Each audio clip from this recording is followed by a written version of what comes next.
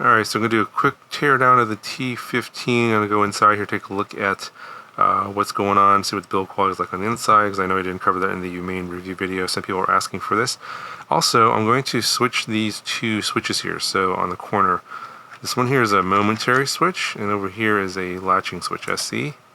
And I prefer my latching switch for arming on this side, and the momentary switch on this side. And oh, by the way, for those of you that want to do pre-arming, having the momentary switch is kind of useful. You can press the momentary switch and then the latching switch to arm if you want to use the pre-arm feature in Betaflight.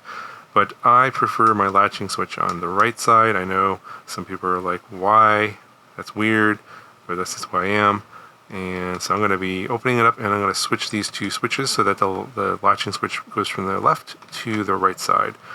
And I think this is pretty straightforward. I think there's just two screws here and then two screws in the battery area. Or actually, I think it's just these two screws here. I don't think there's any screws in the battery area, but I'm going to pick the batteries out anyway.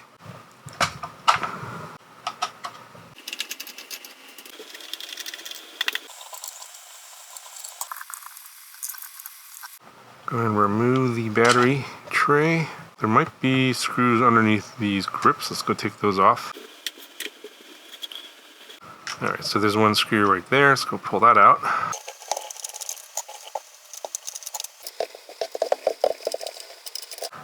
Alright, so this should just pop off now. Yep.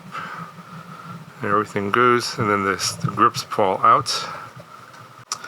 Alright, so this is what it looks like inside. So just 6 screws, and there's your Express ELRS transmitter, 1 watt.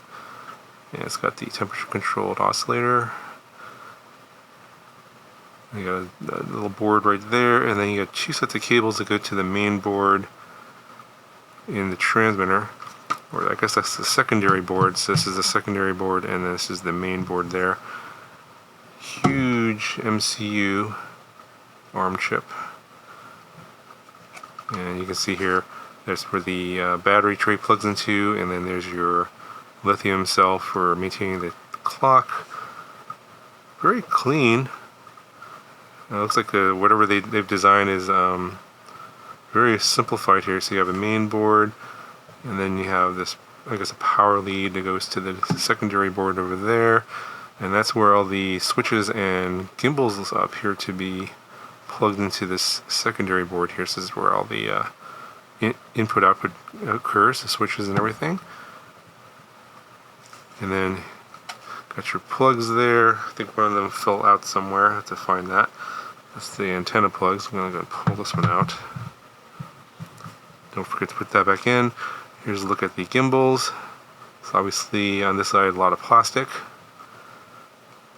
But overall, pretty clean design. You got glue on all the little solder joints here. So, I mean, the build quality looks really good. Really no complaints. So now I'm going to go ahead and I'm going to switch out these. So this is the latching switch here. So it looks like, let me see here. There's a screw. That's 2 screws there. I can pop those off. But I think it's reversed on the other side. So I don't know if I can. Yeah, it doesn't look like I can do that. Because if I move this one over there, obviously the screws won't match. It's going to be inverted. Oh, that's unfortunate. And then, yeah, so I was hoping I could do that, but it doesn't look like I can. That kind of sucks. But you can see how this latching switch works. There's a little pin there. If that camera will focus there. See that? It kind of moves that back and forth, but that does not exist over on this side. So it's the same switch essentially, but that little pin that will lock it isn't on this side. So in theory, you could move that over here, but I have no idea how to take this apart. So yeah, unfortunately that's a no-go, but